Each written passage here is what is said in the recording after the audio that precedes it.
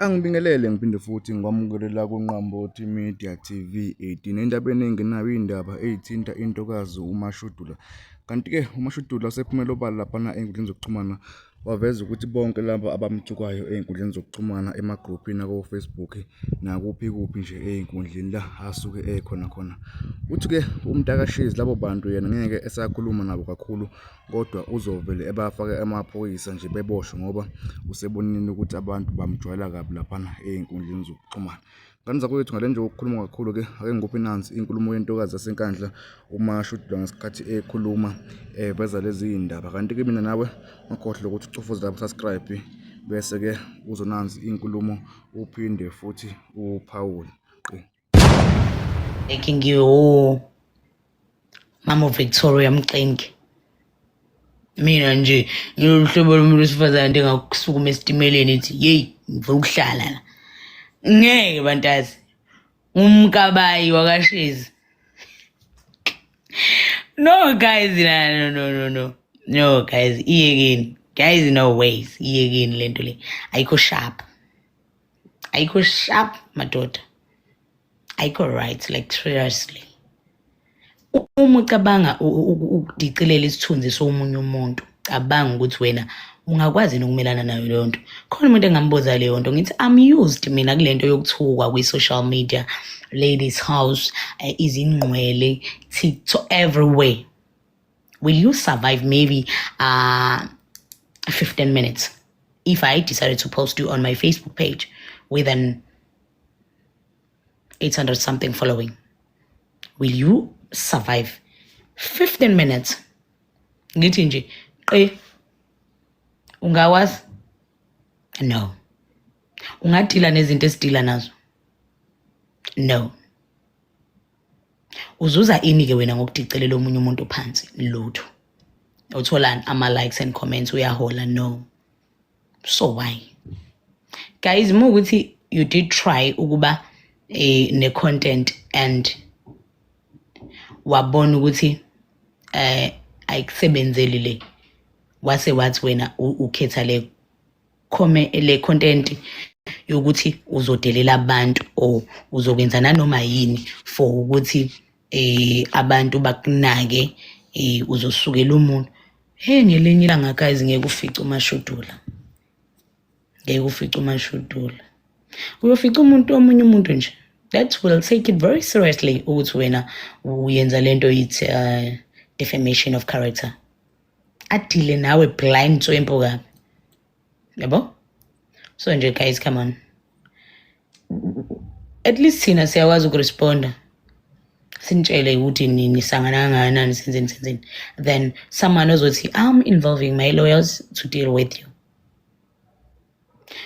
Lapha unayo ngisho lawyer, unusazothi uma umiswa lapha ukuthi uhulumeni akutholele uthi yebo. Akutshele lawyer ukuthi mina ngiyakhokha. Athi lawyer mina ngiyakhokha mina every time. I've got my lawyers. And then unyeke lapha. Unye.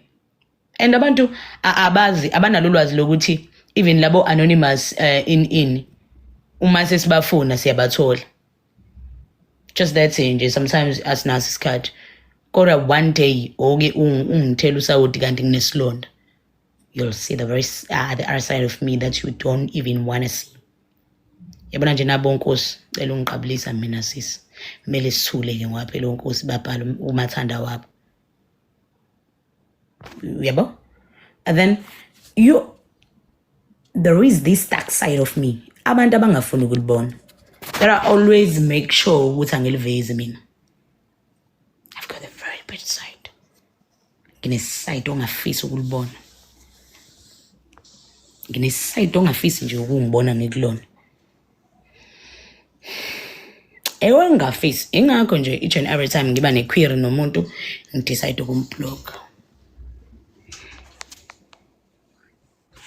Mina nalento ukuthi le bullying efaka ama-influencer. Hey, ukuthi vele ama-influencer this, ama-influencer that. Ama-influencer this, ama-influencer that. Akwenzeni? Yini le yenziwa ama-influencer wena? yazi uzobona isimanga ujezela into ongayazi obungayi-avoida nje ungene shi ey'ndabeni unye wedwa bengasekho nalaba abade bekuhlohla bethi hey vele nje hey vele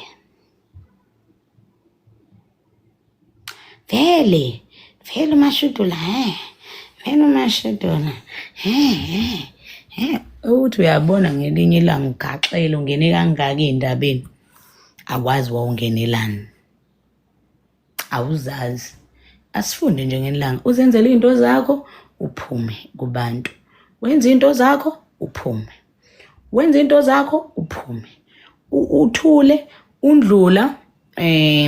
undlule ukufike nawe kuthuka umuntu ungakhulumi ubona ukuthi uzofana. If you hate that person ungaphawuli lutho ngayo angisho wena uyamzonda mina mangizonda into angifuni ngisho ukukhuluma ngayo. Why if ungangifuni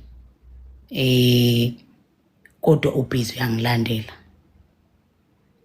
Yes, kwawona lo live uzothi uyawubona ku-Facebook sibe upostile bawubeka ngenye indlela. Guys, mina nje I'm just saying kunabantu abangeke befane nathi. Mina ngazi wemphila abantu kumina bafunani angazi. Kunabantu abangeke befane nathi and mhlawumbe abanye benu bo realize umuntu mase gaxele ethi azi umashudula wakayisa le wayisho lento. Kunabantu abangeke befane nathi thina mawusidelela siveze ithi usho kubani in sithi qeqe. Kunomuntu ovela athi nje mina guys angifuni ukukhuluma I'm involving ama lawyers or amaphoyisa. Ugaxele ngento engenasidingo mntasi. Ngiyacela guys. Ngiyacela. Ngoba thina sisavumelekile ukuresponda kunina. Kusho ukuthi siye emsebenzini.